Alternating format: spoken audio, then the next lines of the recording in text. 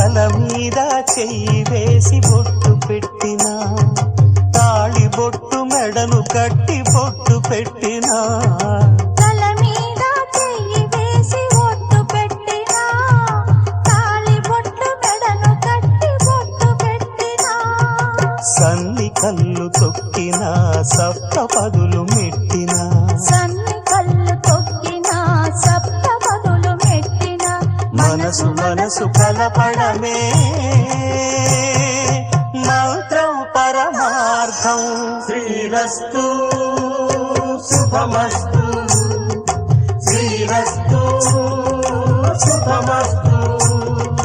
శ్రీకారం చుట్టుకుంది పెళ్లి పుస్తకం, ఇక ఆకారం దాచుతుంది కొత్త జీవితం.